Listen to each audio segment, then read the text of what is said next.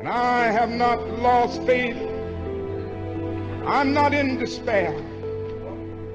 I haven't lost faith because the arc of the moral universe is long, but it bends toward justice.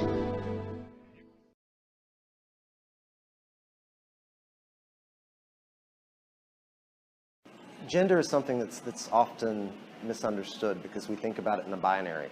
You think only male and only female. And they think about it in relation to, often people think about it in relation to sexual orientation. They're actually completely different. Gender identity is a person's mental aspect. It's how they feel about themselves, who they are. In many cases, you have kids as young as 3 and 4 years old that have, from the time they could talk, they have absolutely identified with the opposite gender that they were assigned at birth. So gender identity is a person's internalized gender. It's what it means to them.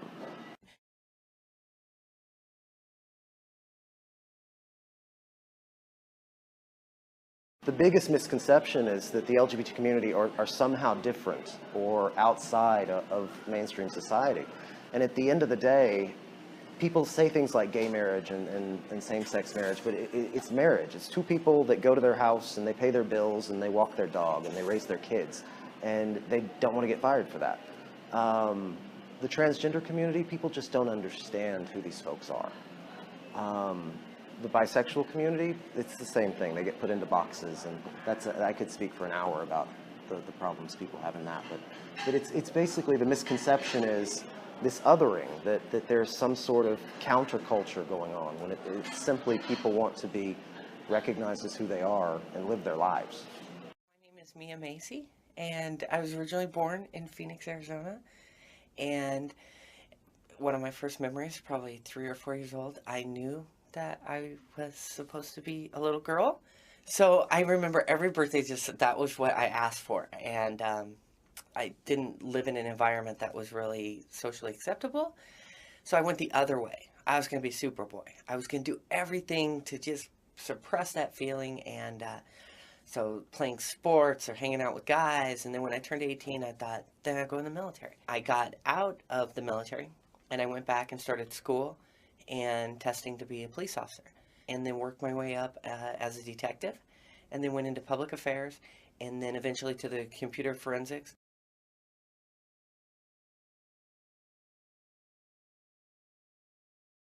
Gay rights groups are hailing it as a big victory. President Obama ordered any hospital that gets federal funding to give same-sex couples visitation and consultation rights. President Obama getting ready to grant some benefits to same-sex partners of federal employees. President Obama will sign a measure making it a federal crime to assault someone because of sexual orientation or gender identity. No one in America should ever be afraid to walk down the street holding the hands of the person they love. This is a triumph for not just members of the gay community, but for us as a civilization. He appointed more openly LGBT people to his administration and confirmed more LGBT federal judges than any previous administration. And he knocked down a long-standing discriminatory policy within the U.S. military. One of my proudest moments was when we were able to repeal Don't Ask, Don't Tell. It was not an easy process. There were some who doubted whether we'd ever get it done. This is done. We are not a nation that says, don't ask, don't tell. We are a nation that says, out of many, we are one.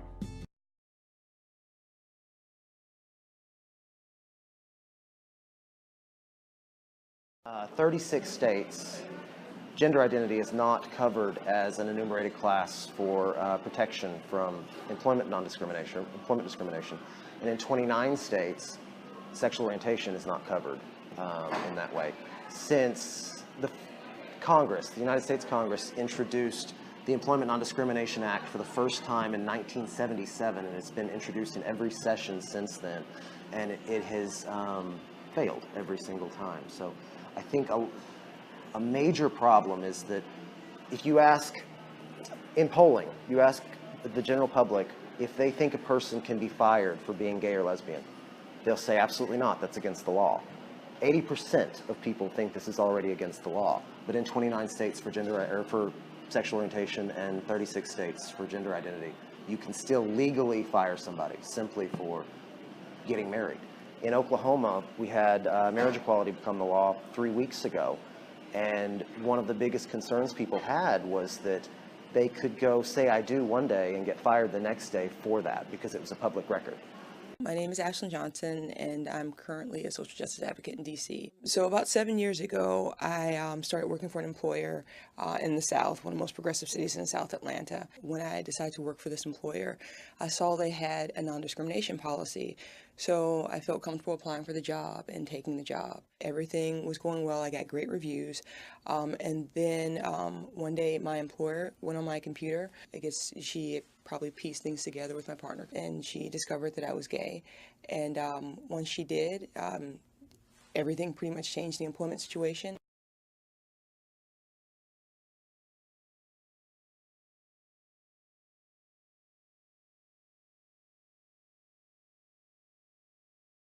I stuck it out for a month, and then, there was one day I got sick and I had to, I ended up being in the ICU for a week. And I let my employers know. They didn't contact me to let me know anything else, except for a week later, they FedExed me a termination letter that informed me that I was being terminated because I failed to meet the school's attendance policy. And the only days I actually did not make it to the office were the days I was in the ICU. I was informed by Lambda Legal that I had no federal protections, I had no state protections, and that there was a law in our little policy in Atlanta that could protect me. But they pretty much saw that there was nothing they could do. After that situation, I worked with the ACLU to bring attention to the issue.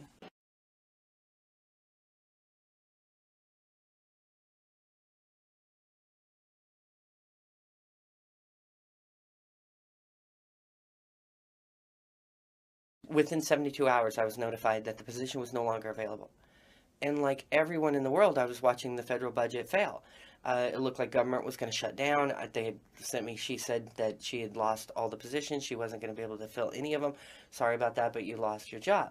So I thought that's the reason I had lost it. But then like everyone, I watched Washington live in D.C. and at like 9 p.m. at the last minute, the budget went through.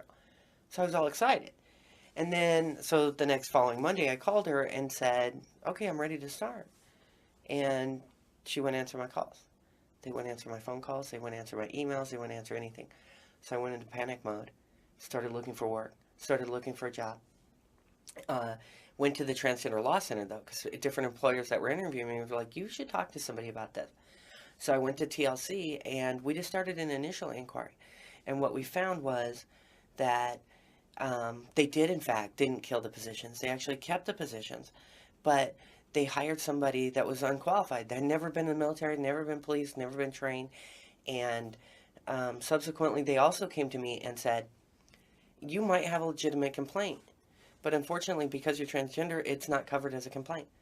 And that was like devastating, because I was like, wait a second, I could have a legitimate complaint, but I'm not an equal citizen. Serve my country, serve my community, but I'm not even allowed to go to court or ask the questions that I wanted to ask.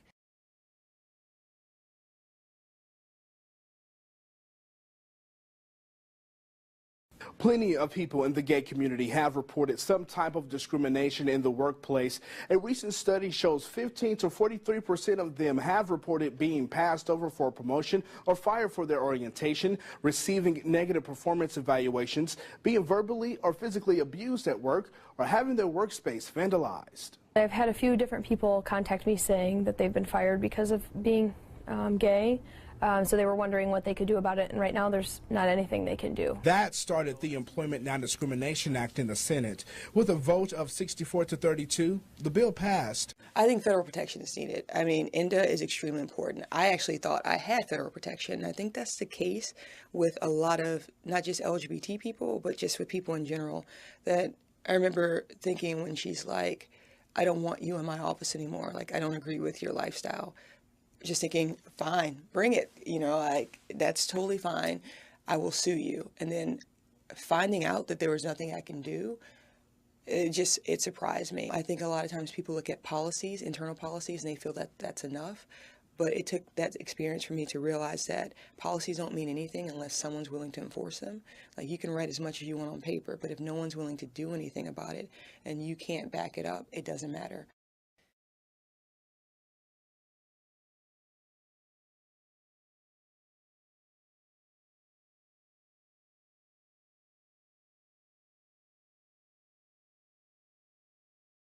I will be so happy that Macy v. Holder is just like a footnote in a book, and INDA or something comes in and trumps it.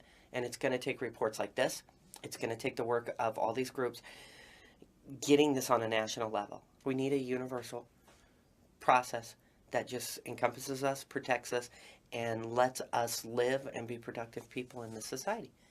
We're not there yet, but I hope it's in my lifetime.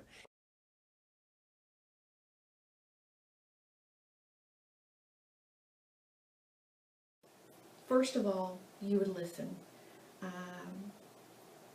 I would request something from them in a written form of their complaint, who they're complaining about. You would gather the facts. You would interview the victim. You would look at the witnesses. Is there any witnesses? You would explain the investigation to them. You would get the specifics from them, very detailed specifics. You would also ask them what is the outcome? What do they want from this? Take very detailed notes. I also, in a sexual harassment case, would have someone in the room at all times with me, also probably taking notes. Also, I would be recording the interviews. Then you would interview the perpetrator. You would also explain the process to them. You would have to identify the victim. You could not keep that confidential. You would ask them to respond to the charges. You would ask if there are any witnesses. You take statements, document, record, have someone in the room with you. You would interview the witnesses after and get very specific with witnesses, very detailed. Then you would take your findings and you would outline it in chronological order, the report, and then you would hand that report over. You would probably want to consult with your city attorney, let him look at the report, see if there's anything that you've missed. And it doesn't hurt to go back to the victim, doesn't hurt to go back to the witnesses, nor the perpetrator. And then you would make your recommendations and turn that over to, it would be the city manager.